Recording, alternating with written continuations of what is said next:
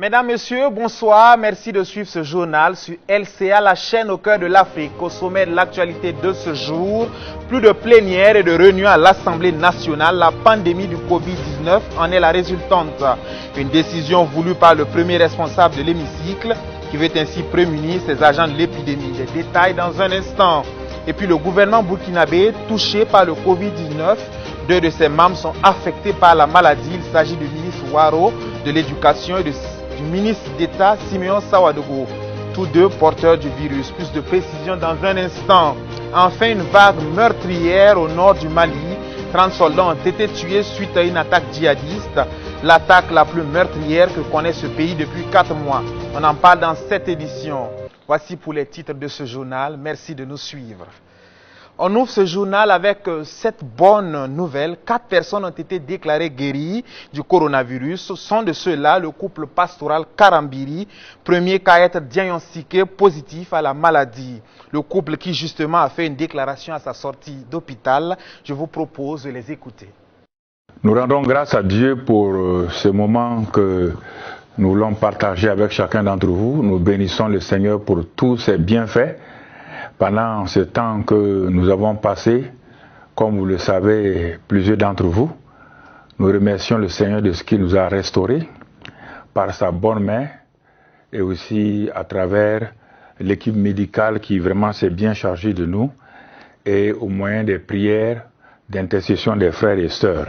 C'est une expérience exceptionnelle qui nous a amené à rentrer en nous-mêmes, qui nous a montré, qui nous a amené à voir l'amour de Dieu pour son peuple et de ne pas s'inquiéter. Dieu dit de dire aux gens de ne pas s'inquiéter. C'est un plan satanique conçu dès longtemps pour détruire le monde. Mais lui, Dieu veille, il sortira les gens, il va les garder, il va les protéger. Et mais maintenant, pour ceux qui sont malades, nous continuons à leur dire, nous vous soutenons dans la prière. Ceux qui ont eu des êtres chers qui sont partis, pas seulement au Burkina Faso, dans le monde entier, nous vous encourageons à tenir ferme, à rendre. Le coordinateur de la lutte contre le coronavirus rappelle que ces cas de guérison ne sont pas une immunisation. Il s'agit d'un appoint d'immunité, mais ceux-ci peuvent toutefois recontracter le virus. Il ne faut pas paniquer, il ne faut surtout pas banaliser l'épidémie. Le Burkina Faso totalise à ce jour 40 cas confirmés, parmi lesquels 2 ministres. Il s'agit du professeur Stanislas Waro, ministre de l'Éducation nationale, de l'alphabétisation et de la promotion des langues nationales, et du ministre d'État Simeon Sawadogo. Ils invitent par ailleurs tous les collaborateurs ainsi que toutes les personnes ayant été en contact avec eux de bien vouloir se signaler auprès des services compétents en appelant le numéro vert au 3535. En plus du foyer initial, le Burkina Faso compte à ce jour 2 autres foyers, dont le foyer de Houndé dans la région de Haut-Bassin et le foyer diplomatique. Les plénières et les réunions sont suspendues à l'Assemblée nationale. Les premiers responsables de l'hémicycle veulent par cette décision réduire tout risque de contagion et ainsi prémunir son personnel de ce fléau qui ne cesse de s'accroître. De ces mesures de prévention, il faut aussi noter la création d'une cellule de veille et la mise en place d'un numéro vert. On en sait plus avec Judith Chimadi et Constantin Sieda. Plus de plénières et de réunions à l'Assemblée nationale, c'est une décision de l'hémicycle. Et à cet effet, son premier responsable, Alassane Balassa Kandé, effectue une sortie terrain. Avec le décès de Rosemary Compaoré Kandi-Tamdi, deuxième vice-présidente de l'Assemblée nationale, les choses prennent une nouvelle tournure. Et dès que nous avons appris la mauvaise nouvelle, nous avons pris des dispositions pour ne pas nous réunir. Parce qu'à l'Assemblée, nous avons un forum du bureau de l'Assemblée nationale. Et nous avons donné un rendez-vous et chacun s'est mis sur son portable et on a commencé à faire une réunion, nous avons discuté. Et c'est là que nous avons pris la décision également de suspendre toutes les réunions de commission, même des réunions à 2, à 3, tout type de réunion est suspendu à l'Assemblée nationale. Nous avons pris la décision également de mettre en place un comité de veille. Et ce comité de veille est composé d'à peu près 10 personnes, dont 2 médecins de l'Assemblée nationale, plus le personnel. Et ce comité était chargé de faire des propositions au niveau de la présidente de l'Assemblée nationale. Donc, entre autres, il s'agissait de mettre en place un numéro vert. qui est le 80 00 12 90. C'est bien ça. Et on a demandé également au personnel civil, militaire ou paramilitaire qui était en contact avec l'intéressé de pouvoir se signaler au niveau de ce comité de veille-là pour qu'on puisse autoriser le confinement immédiat, ce qui a été fait. Nous avons demandé également à ce qu'on puisse prendre des dispositions pour doter l'Assemblée nationale de masques et de gel hydroalcoolique. Nous avons également pris la décision de faire désinfecter l'Assemblée. Et donc, c'est ce qui est en train de se faire. Donc, dans ce laps de temps-là, il y a un service minimum au niveau de l'Assemblée. Nous avons fait également de la communication. Voilà, par exemple, ce que nous avons demandé à faire pour déposer un peu partout à l'Assemblée. Nous avons fait également des dépliants pour le personnel et des messages, parce que nous avons un forum de toute l'Assemblée. Et donc, ce message-là, on passe des messages de sensibilisation sur les téléphones des uns et des autres. En tout état de cause, le comité de veille qui est là est en contact permanent avec les personnes qui sont confinées pour surveiller et voir s'il y a des mesures à prendre rapidement. Dans le cadre de ces mesures préventives, le comité de veille de l'Assemblée nationale a eu des entretiens avec tous les députés de l'hémicycle ainsi que toutes les personnes ayant eu un contact avec la défunte. Aujourd'hui, les choses se précisent. Toutes les personnes contactent. À ce jour, nous sommes autour de 15. Nous avons donné la liste des 15 là au comité national. Donc, ensemble avec le comité national, on suit ces 15 personnes-là pour voir s'ils seront suspects ou pas. Mais pour l'instant, il n'y a rien. Voilà. Le Covid-19 prend de plus en plus de l'ampleur et continue de gripper le Burkina Faso. Les mesures prises par les autorités doivent être respectées car vaut mieux prévenir que guérir. Les mosquées sont désormais fermées sur toute l'étendue du territoire national pour une période de 2 semaines. Et cela pour cause du Covid-19. Il en est de même pour les cérémonies collectives de baptême, de mariage, d'enterrement, de doua et de toute autre activité islamique nécessitant la présence de plus de 50 personnes. Des mesures adoptées par la Fédération des associations islamiques du Burkina Faso au cours d'une session extraordinaire dont l'objectif est de prévenir tout risque de contagion au Covid-19. Le point avec Benjamin Kwame et Achille Wedrogo. Après la communauté catholique, c'est au tour de la communauté musulmane de sortir une batterie de mesures pour prévenir le coronavirus au Burkina Faso. Venus de toutes les provinces du pays à cette session extraordinaire de la fédération, les responsables musulmans disent emboîter les pas du gouvernement et des autres nations touchées par cette pandémie. À partir de ce vendredi 20 et jusqu'au 4 avril, toutes les mosquées sur tout le territoire burkinabé seront fermées. Se référant des grandes maisons de l'islam comme la Mecque, comme les Azhar, qui ont déjà pris des mesures similaires, nous aussi, à l'instar de ces pays, tout d'abord la suspension temporaire, et c'est là pour 2 semaines, des prières collectives dans les différentes mosquées, et celle de Juma. Néanmoins, les moyens seront là pour quand même rappeler les uns les autres des aides de prière qui doivent s'effectuer chacun chez lui, dans sa maison, avec sa famille, avec ses enfants. C'est une mesure préventive pour tous les Burkinabés, disent-ils, et durant cette période, seul le muezzin pourra rappeler l'heure de la prière. Les fidèles, eux, doivent rester à domicile pour prier. À côté de la fermeture des mosquées, les cérémonies collectives de baptême, de mariage, d'enterrement, de doua et tout autre événement culturel musulman nécessitant un rassemblement de plus de 50 personnes sont suspendues. Les différentes manifestations qui demandent un peu de réunion des uns des autres, plus de 50 personnes est interdit. Mais néanmoins, il y a des petites célébrations qui seront permis. Les célébrations du mariage, des foules, des grands regroupements, tous sont vraiment suspendus jusqu'à nouvel ordre. La FAIB lance donc un message à tous les musulmans de se conformer à cette décision qui vise à les protéger et à protéger les autres. Alors, on appelle au respect strict des mesures prises par les autorités des mesures bien étudiées aussi, des mesures scientifiques auxquelles chacun doit se référer quand même, vu que l'État veille bien à la santé, à la prospérité de ses citoyens. C'est pourquoi ils ont dit que c'est nécessaire qu'on marque parmi les points focaux le respect strict de ces mesures déjà prises par nos autorités. Il a également demandé à toute la communauté de continuer dans les prières pour aider les autorités du pays à bouter hors du Burkina cette pandémie. Justement, cette mesure a pris effet depuis cet après-midi, même après la grande prière du vendredi, ce jusqu'au 4 avril prochain. Comme vous l'aurez compris, désormais les fidèles musulmans prieront chez eux à domicile jusqu'à ce qu'il y ait une évolution positive sur la maladie du coronavirus. Benjamin Kwame a assisté à la dernière prière ce vendredi. Il nous fait le point dans cet élément. La nouvelle avait été annoncée hier par la Fédération des associations islamiques du Burkina, annonçant la fermeture de toutes les mosquées sur toute l'étendue du territoire burkinabé. Les fidèles musulmans viennent de finir la prière. Cette mesure entre en vigueur à partir d'aujourd'hui. Ils devront donc prier chez eux à domicile.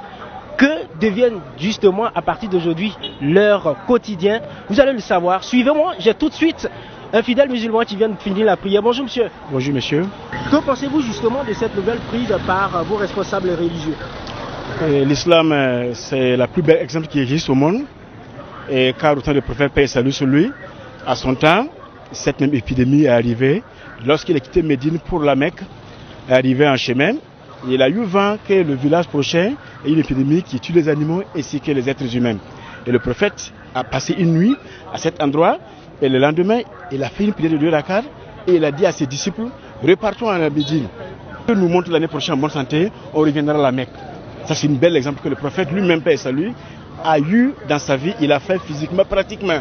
Donc ça, c'est pas nouveau à l'islam. Ça, c'est la bienvenue et nous allons montrer l'exemple. Ils vont montrer l'exemple. Et déjà, les premières mesures s'appliquent au sein de la mosquée. Ce fidèle musulman chargé de faire appliquer les décisions relatives au coronavirus à l'entrée de la mosquée nous confie que depuis l'annonce de la FAIB, les mesures préventives ont été renforcées. On a payé des gels pour donner les gens à chaque entrée. On te met, si tu le vis seulement, on te refoule. Donc on a pris toutes les dispositions, on a les gants, par exemple les gants, on a les masques, on fait tout. Donc même on a les gels pour laver les mains, pour entrer dans les toilettes. Pour ça tu laves les mains avant de faire l'ablution. Si tu le sois seulement, on te met les gels. Ce gel avant que tu rentres dans la mosquée. Donc on a pris toutes les disponibilités que les agents de la santé ont dit de faire. Sur nous, on a tout fait. L'organisation de cette dernière prière commune faisait craindre certaines personnes, car pour eux, cette ultime prière avant le 4 avril était susceptible d'occasionner de nouveaux cas de contamination. Là-dessus, ce fidèle musulman n'entend pas les choses de la même oreille.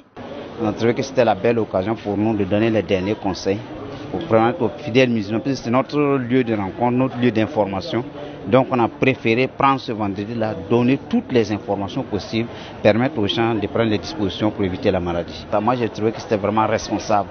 Le fait même qu'ils ont ajouté ce vendredi pour nous permettre de donner les derniers conseils et permettre aux gens de prendre les dispositions et prendre leurs responsabilités, je pense que c'était vraiment très bien fait. Parce que si on l'avait fait avant, c'est pas sûr que c'était comprendre l'enjeu.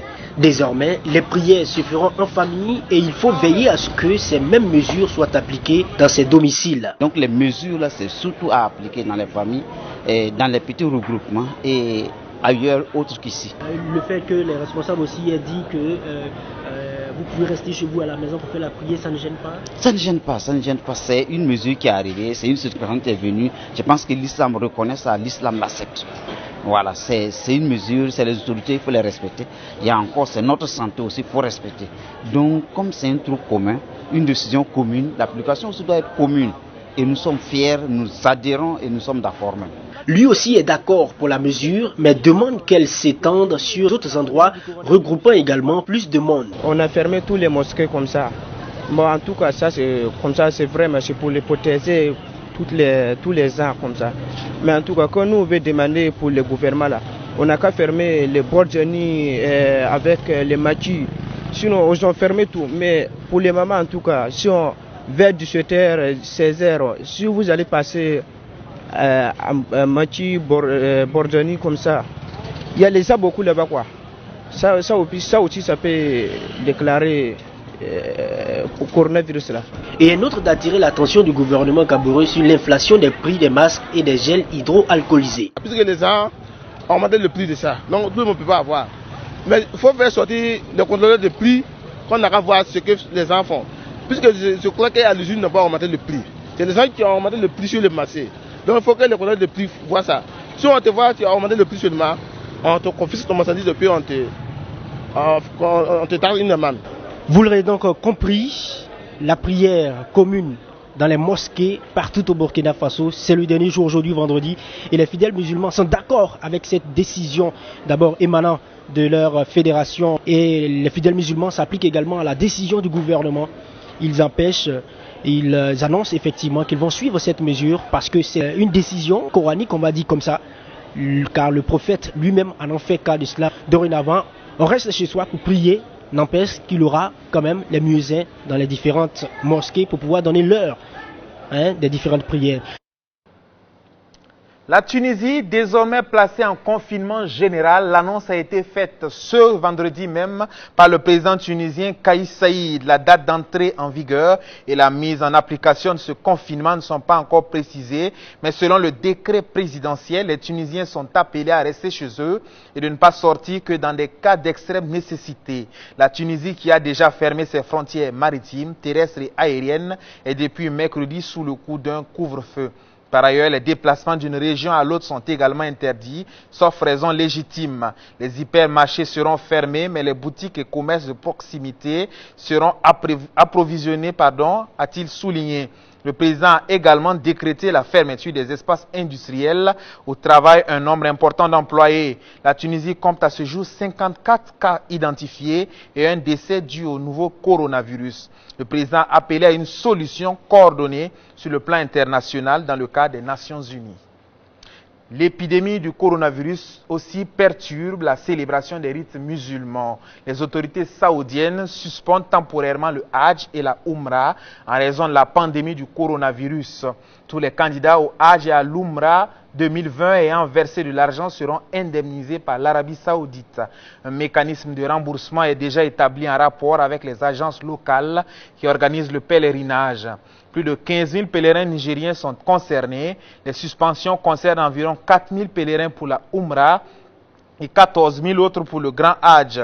Dans la même note, les autorités saoudiennes précisent que tous les pèlerins qui ont déjà versé leur argent seront remboursés.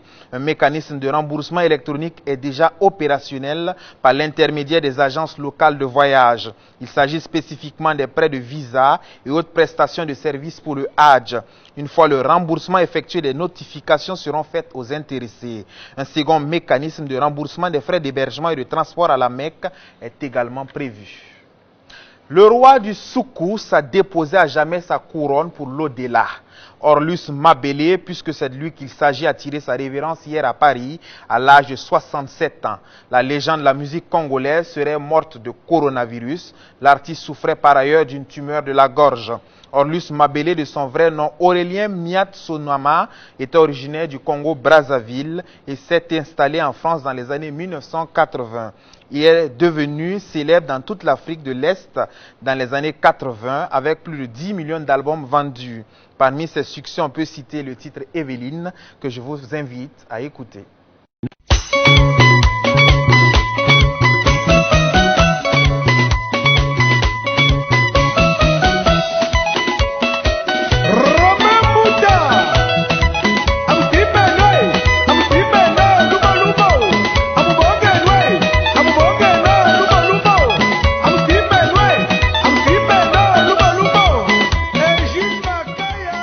Voilà de l'émotion et des souvenirs sûrement pour certains d'entre vous. Face à la pandémie virale qui secoue actuellement le monde, Silver Salga, écrivain et inventeur burkinabé, propose 10 remèdes pour endiguer le phénomène. Une thérapie qui va de la dédramatisation de la situation à la création d'une brigade médecine à même de sensibiliser et d'orienter les populations. Gilles Lasta et Bachirou Sawadogo pour les détails. En 10 points majeurs, Silver Salga fait ses propositions de solutions. Des solutions entrant dans le cadre de la lutte contre le Covid-19 qui frappe le Burkina Faso. D'entrée de jeu, La communication faite autour de la maladie est pointée du doigt. Il faut qu'on arrête de communiquer en psychose populaire, en psychose naturelle, en panique nationale. Il faut plus aller vers la communication de conviction, d'espoir, de défis relevés, d'adaptation, de résilience. Et pour éviter que le mal ne grandisse encore plus, la mesure est toute trouvée. Ceux qui sont plus avertis à mieux communiquer sur la maladie puissent être sur le terrain, puissent communiquer aisément pour rassurer la population et les mettre dans le bain de la sécurité. Et c'est ça que j'ai nommé la brigade médecine. Je lance un appel à tous les étudiants en médecine, tous ceux qui ont fait des formations connexes dans le domaine de la santé. C'est vrai, les écoles sont fermées, mais on peut profiter de ça. Tous ces étudiants en médecine, ils peuvent se lever. On va constituer cette brigade médecine et aller partout. Il faut aller vers la population, leur rassurer, leur dire ce qu'il y a exactement. L'auteur de l'appel s'offusque également contre le mimétisme international des palliatifs. Raison de cet état d'esprit, ce qui a marché en Chine ne va pas forcément réussir au Burkina. Le pays doit compter en priorité sur ses propres forces. Il faut promouvoir le talent. Vous voyez, aujourd'hui, il y a un professeur à l'université qui a fabriqué le gel hydroalcoolique. Il faut l'encourager. Donc, il faut encourager tout talent qui peut apporter une solution à cette maladie, dans son endiguement que dans sa façon de se propager, dans la façon de trouver des solutions résilientes ou pourquoi pas aller jusqu'au remède. Et une prise en compte prioritaire des FDS va éviter que le virus ne soit une faille dans le système sécuritaire du Burkina, conclura-t-il. Écrivain et inventeur de son état, Salga Silver est l'initiateur du Great Call. Entendez par là un nouvel idéal de la réinvention de la politique au Burkina. Une trentaine de soldats ont été tués hier à Tarkine, c'est au nord du Mali. C'est tôt dans la journée que les assaillants ont donné l'assaut sur le poste militaire de Tarkine, au nord de Gao. On dénombre également 5 blessés dans le rang des soldats. Cette attaque est la plus meurtrière essuyée par l'armée malienne depuis 4 mois. Dans un contexte de grave détérioration sécuritaire à travers le Sahel, les opérations imputées aux djihadistes ont fait des dizaines de morts dans les rangs des forces de sécurité maliennes. Et puis, toujours dans la même veine terroriste, 2 individus armés non identifiés ont assassiné hier à Djibo l'interprète de la brigade territoriale de la dite ville. Son fils, un policier municipal, a également été tué lors de cette attaque. Voilà qui met fin à ce journal. Merci de l'avoir suivi. Je vous donne rendez-vous demain, même heure, pour un autre bulletin d'information. D'ici là, portez-vous bien. Bonne suite de programme sur LCA, la chaîne au cœur de l'Afrique.